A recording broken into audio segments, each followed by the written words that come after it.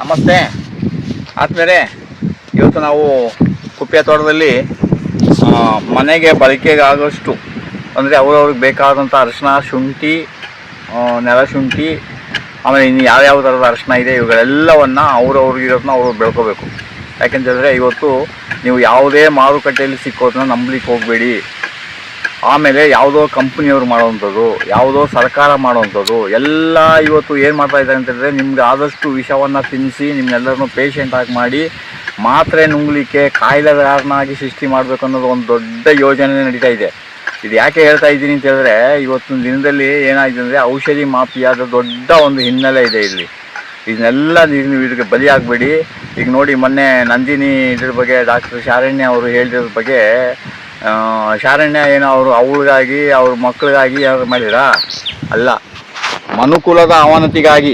ಮನುಕುಲದಲ್ಲಿ ಅವನತಿ ಆಗ್ತಾ ಇದೆ, ರೋಗ ರುಜಿನ ಜಾಸ್ತಿ ಆಗ್ತಾ ಇದೆ. ಇಂಥ ಪ್ರಾಡಕ್ಟ್ನ ಬಳಸೋದ್ರಿಂದ ಇಷ್ಟೆಲ್ಲ ಆರೋಗ್ಯದ ಸಮಸ್ಯೆ ಇದೆ ಅಂತೇಳಿ ಒಬ್ಬರು ವೈದ್ಯರಾಗಿ ಸಾವಿರಾರು ವೈದ್ಯರಲ್ಲಿ ಅಂಥವ್ರು ಅಪರೂಪ ಸಿಗ್ತಾರೆ.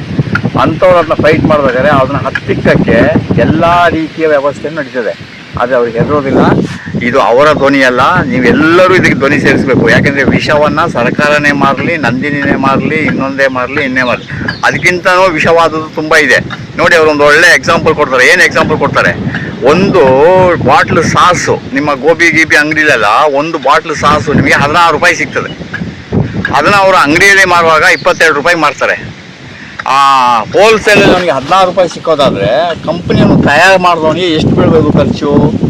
ಅವ್ನಿಗೆ 10 ರೂಪಾಯಿ ಬೀಳ್ಬೋದಾ? ಆಮೇಲೆ ಅವನಿಗೆ ಲಾಭ, ಅವನಿಗೆ ಬಾಟ್ಲು, ಟ್ರಾನ್ಸ್ಪೋರ್ಟ್ ಚಾರ್ಜು ಇದೆಲ್ಲ ಯಾರು ಕೊಡ್ತಾರೆ? ಅದರಿಂದ ಇವೆಲ್ಲವೂ ನಕಲಿ. ನಿಜವಾಗ್ಲೂ 1 kg ಸಾಸು ಮಾಡಬೇಕಾದ್ರೆ, 1 ಲೀಟರ್ ಸಾಸು ಮಾಡಬೇಕಾದ್ರೆ 3 ರಿಂದ 4 kg ಟೊಮೆಟೊ ಹಣ್ಣು ಬೇಕು.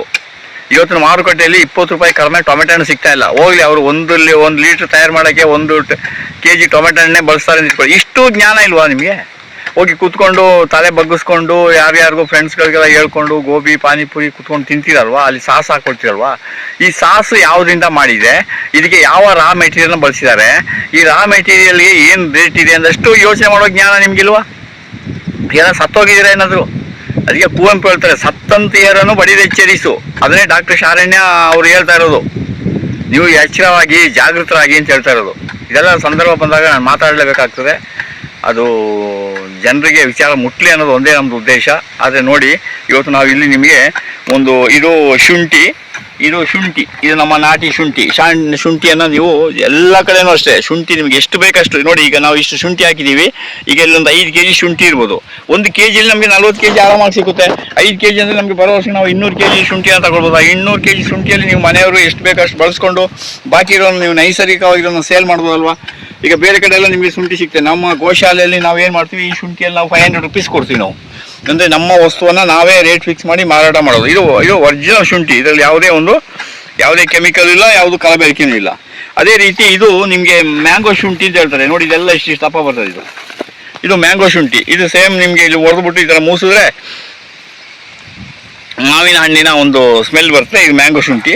ಮತ್ತು ಇದೊಂದು ಅರಿಶಿನ. ಈಗಾಗಲೇ ನಾವು ಮೊದಲು ಒಂದು ಸಲ ಅರಿಶಿನ ಇಟ್ಟಿವಿ. ನೋಡಿ, ಈ ಅರಿಶಿನ ನೀಲಿ ಅರಿಶಿನ.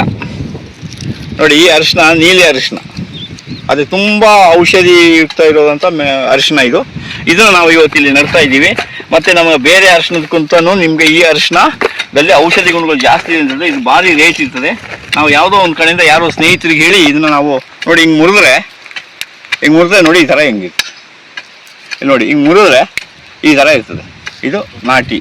ಇದು ಅರಿಶಿನ. ಒಂದು ಟೈಮಲ್ಲಿ ಇದಕ್ಕೆ ಕೆಜಿಗೆ 3000 4000 ಇತ್ತು. ನಾವು ಇದನ್ನ ಬಿತ್ತನೆ ತರಬೇಕಾದ್ರೆ ಭಾಳ ಕಡೆಯಿಂದ ಯೋಚನೆ ಮಾಡಿ ತಂದು ಹಾಕಿದ್ದೀವಿ. ಅದನ್ನು ನಾವು ಮಾಡುವಂಥ ತೋಟಗಳಲ್ಲೆಲ್ಲ ಇದನ್ನು ನಾವು ಪ್ಲಾಂಟೇಷನ್ ಮಾಡ್ತಾ ಇದ್ದೀವಿ.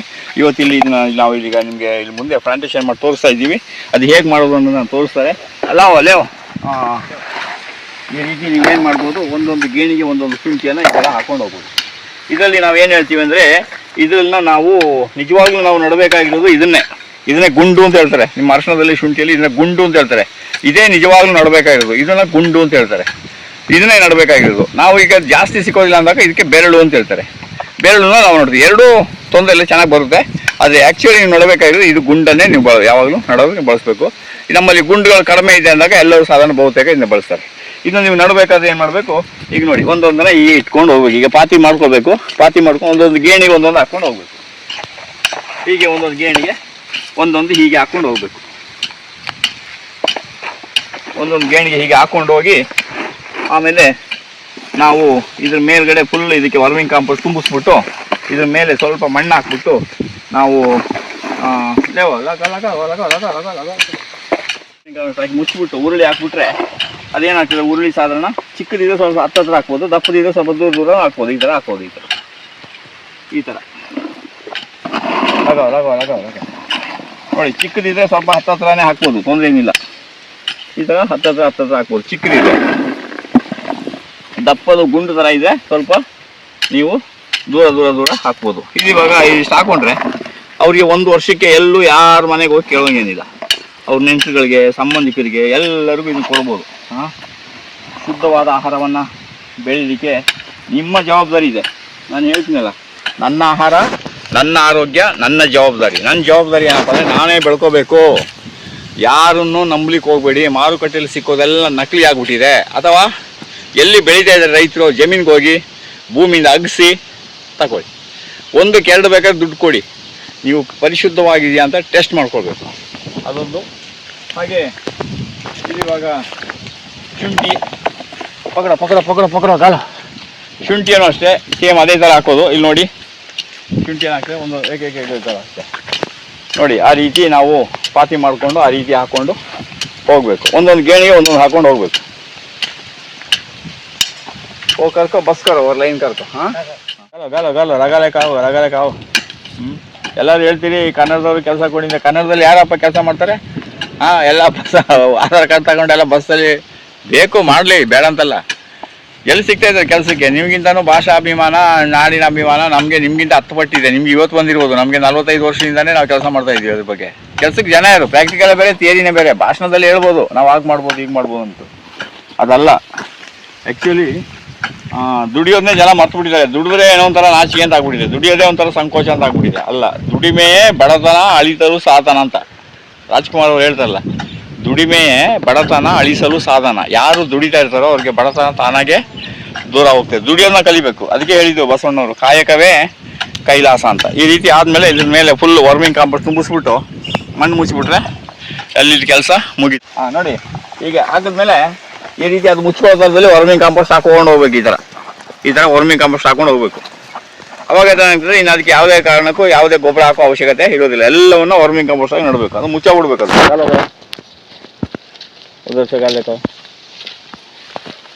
ಹಾಗೆ ಅದೇನಾಗುತ್ತೆ, ಅದು ಆ ರೀತಿ ನೀವು ಹಾಕಿದ್ದು ಶುಂಠಿ ಅರಿಶಿನ ಆ ಥರ ಮುಚ್ಕೋಬೇಕು. ನೋಡಿ, ಆ ಥರ ಹಾಕೊಂಡು ಬರಬೇಕು. ಆ ಥರ ಹಾಕ್ಬಿಟ್ಟು ಉದರ್ಸ ನೋಡಿ, ಆ ರೀತಿ ಒಂದು ಸಲ ನೀವು ಗೊಬ್ಬರ ಹಾಕ್ಬಿಟ್ರೆ ಇನ್ನು ಅದಕ್ಕೆ ಯಾವುದೇ ಕಾರಣಕ್ಕೂ ಗೊಬ್ಬರ ಹಾಕೋ ಅವಶ್ಯಕತೆ ಇರೋದಿಲ್ಲ. ಆಮೇಲೆ ಇದ್ರ ಮೇಲೆ ಸ್ವಲ್ಪ ಈ ಥರ ಮಣ್ಣನ್ನು ಹಾಕ್ಬಿಟ್ಟು, ಯಾಕೆಂದರೆ ವರ್ಮಿಂಗ್ ಕಾಂಪೋಸ್ಟ್ ಬಿಸಿಲು ತಗಲಬಾರ್ದು ಅಂದ್ಬಿಟ್ಟು ಈ ಥರ ಹಾಕ್ಬಿಟ್ರೆ ಇನ್ನು ಇದಕ್ಕೆ ಏನು ಮಾಡಬೇಕು ನೋಡಿ, ಈ ಥರ ಇಲ್ಲಿ ಗೊಬ್ಬರ ಹಾಕಿದ್ಮೇಲೆ ಈ ರೀತಿ ಮಧ್ಯದಲ್ಲಿ ಈ ಥರ ಮಾಡ್ಕೋಬೇಕು ನೋಡಿ. ಈ ಥರ ಮಣ್ಣನ್ನು ಮುಚ್ಚಬೇಕು. ಈ ಥರ ಮಣ್ಣನ್ನು ಮುಚ್ಕೊಂಡ್ಬರ್ಬೇಕು. ಈ ಥರ ಮಣ್ಣನ್ನು ಮುಚ್ಕೋಬೇಕು. ಈ ಥರ ಮಚ್ಬಿಟ್ಟು ಉರುಳಿ ಹಾಕ್ಬಿಟ್ರೆ